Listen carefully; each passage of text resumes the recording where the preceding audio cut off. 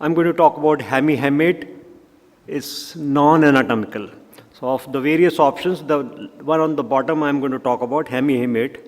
And they are done when the articular involvement is more than 40% and presentation is late. Some of the presentations that I'm going to talk to you are 4 to 7 years past the injury.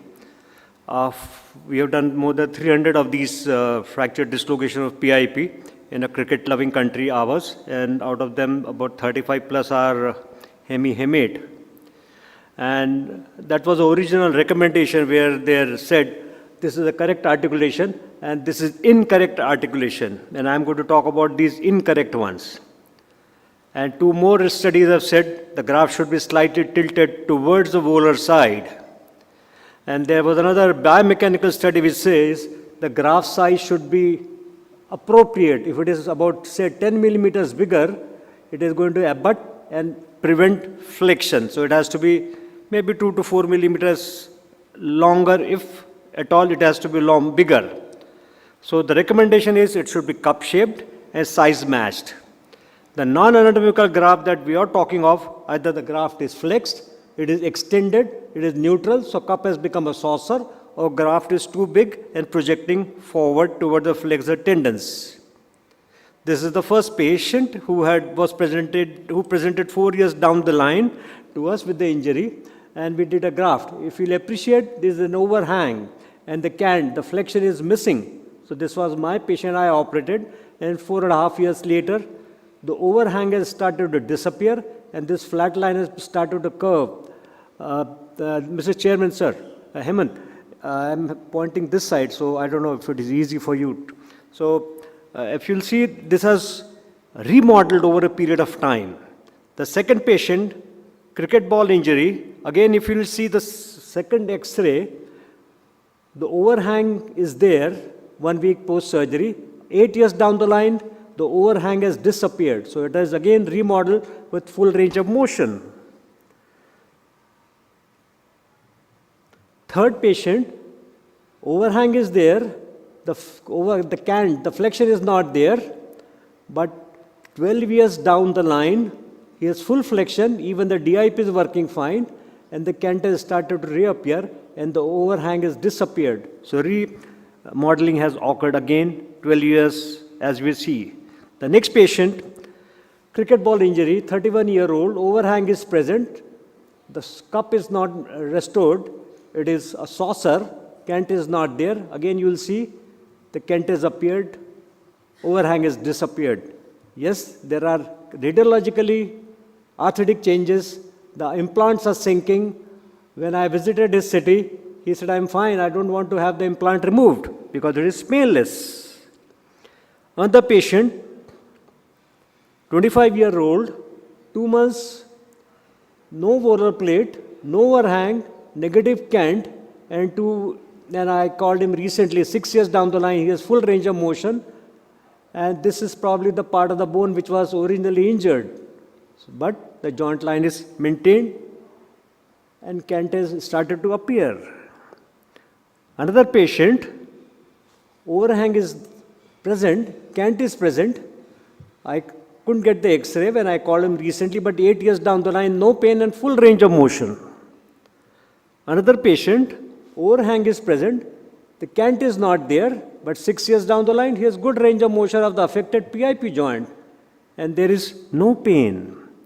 Another patient, 2 weeks down the line, 8 years down the line, yes, there is a reduction in the joint space, but what we see, the joint space is well maintained. 9th patient, too big a graft, overhang present, cant is not there. 11 years, overhang has started to disappear, and cant which was not there has started to reappear as well. Another patient, overhang is present, cant is not there. 11 years down the line, I think it's the same patient, I'm sorry, I think missed it. Another patient, 7 weeks post-injury, overhang is present, cant is not there, but cant has started to reappear. So remodel has occurred again down the line in this patient. Next patient, overhang is present, the cup is not restored, but 20 months down the line, I couldn't get the recent X-ray. I was trying to get in touch with the patient, but what do we see the range of motion? Probably this is the only patient where the DIP is not showing a flexion, but you will appreciate he has an injury to the distal anterophalangeal joint as well, and therefore probably that is contributing to his DIP being restricted, but otherwise, as far as affected PIP joint, he has a full range of motion. On the patient, Kent is not restored, is in extension, you are overhanging. 8 years, no overhang, and flexion is again. And again, you will appreciate when we flex the finger, this overhang is not abutting on the proximal phalanx.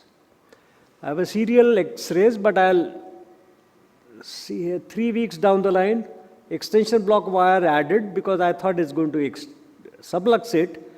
Again, overhang is present. Kent is not there. Down the line,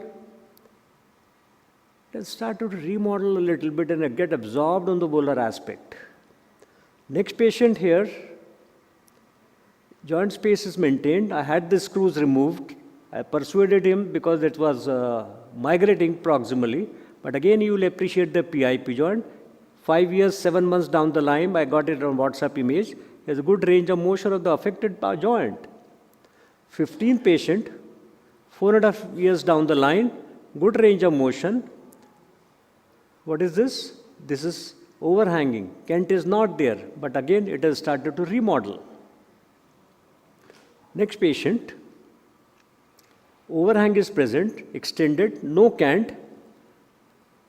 Kent has started to reappear. So again, remodeled.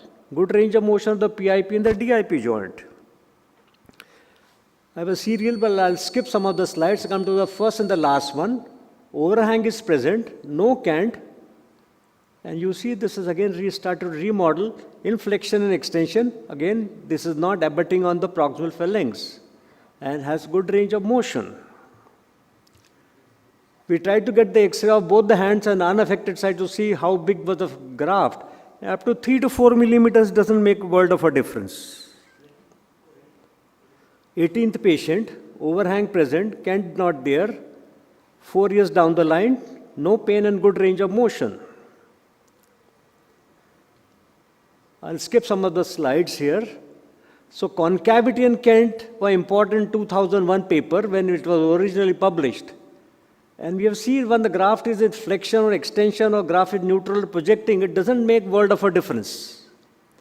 It remodels. Non-anatomical, within certain limit, does not make world of a difference. What is important is try to make it as good, as close to anatomical as possible. But if considering revision, I put in a wire, it's not looking good, I'm going to revise it. But if you are going to revise it and you are going to end up splintering it, it's worthwhile accepting 3 to 4 millimeters of overhang rather than making a mess of it. Okay, this was last. Okay, can I move the last one? Thank you, slide. It's not moving. Hung. Anyway, thank you.